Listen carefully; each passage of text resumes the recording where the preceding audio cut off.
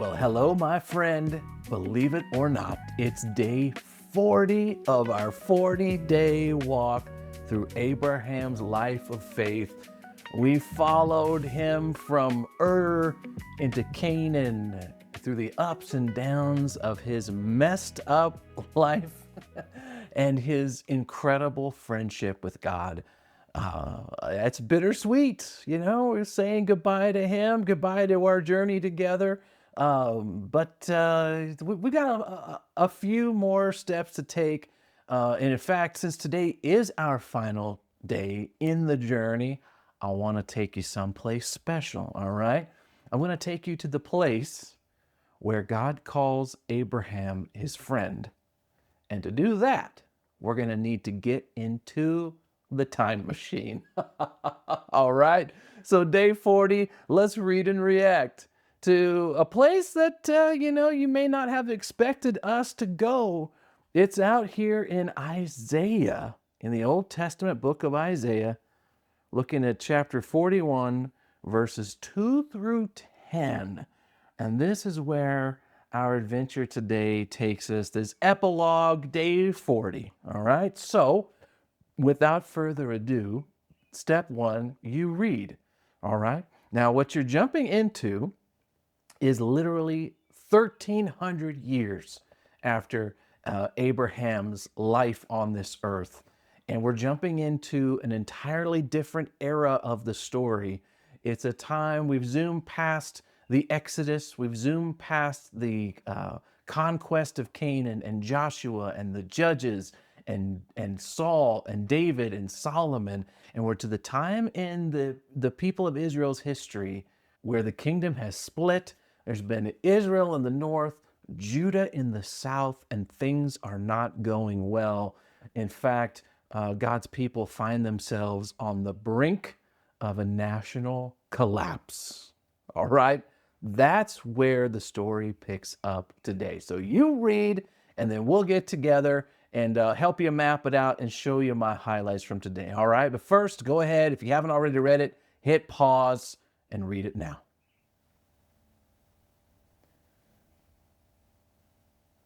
Okay, like I said, we're in the time machine. We took a big jump and we dropped right into the middle of the stories. We fast forward about 1,300 years to the time and place where God calls Abraham his friend. There are some amazing moments in here, and some confusing ones too, especially since we've just jumped right in. So let's first things first. There's only a few verses here, and some of these verses I'm sure are verses that you've recognized.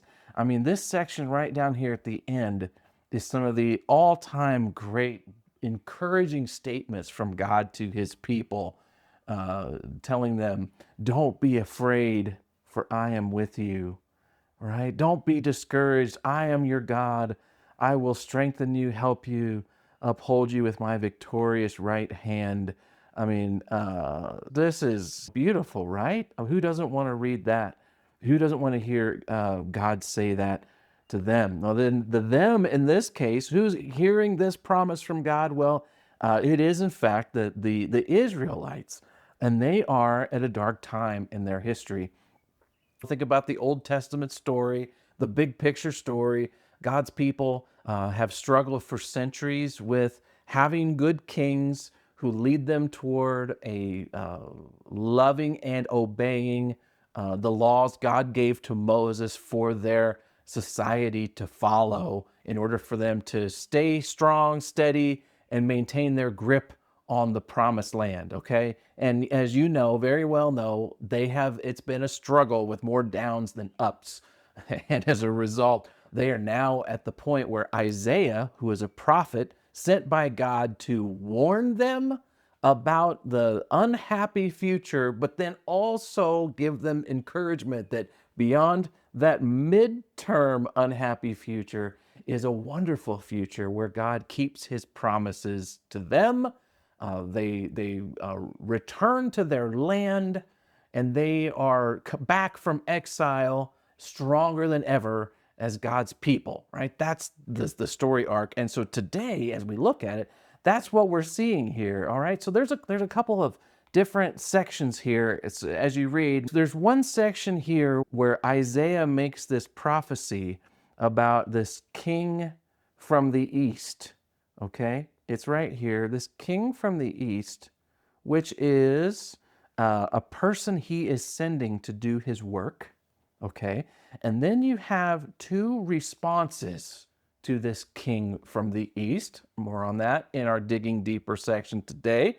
The responses come here. The first responses are from people who are not God's people. They are the regular old people of Canaan and the lands beyond. And their response is they're afraid.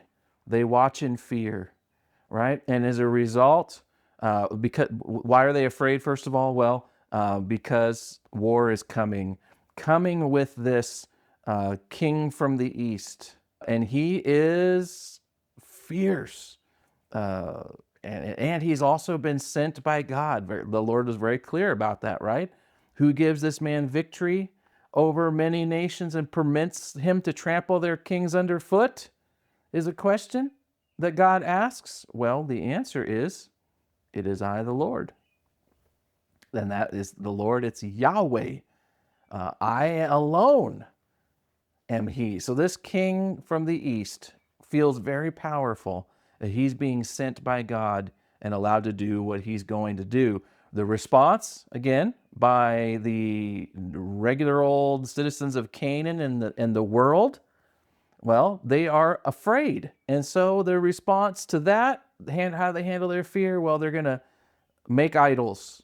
Idol makers encouraging one another. Here is this section. And so it's about, hey, be strong, have faith, man.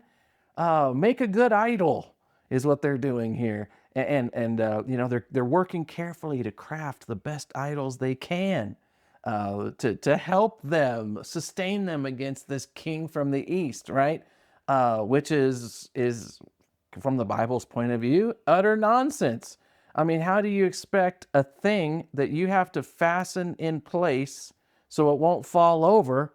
How do you expect a thing like that to support you when hard times come, right? If you got to build this thing up so if it can't keep itself upright, how's it going to keep your people upright in the face of the impending tsunami from this king from the east, right? That's the question.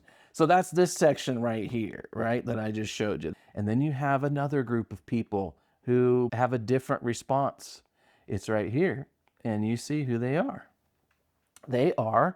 It's Israel. These are the Israelites. They're the great line, right? Descended from Abraham, my friend. And because he is their God, Yahweh is their God, they don't have to respond with fear about this king from the east, about the doom and gloom and collapse they see around them. Wow, there's no need to be afraid because while they're not worshiping dead idols that have to be propped up and crafted carefully. They're worshiping the Creator God who is alive and powerful and in control of the whole situation. And that's why they don't have to be afraid or be discouraged because this God, he doesn't have to be held up with pins and craft like the idols. No, in fact, he's able to hold them up. Isn't that great? So good. All right, so that's what we're seeing here.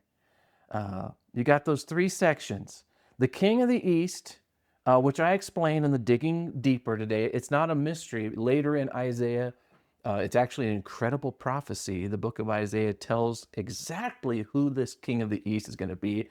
He's a total surprise, but for the Israelites and the world, but God warns them ahead of time what's going to happen. Okay, so then that's not an issue.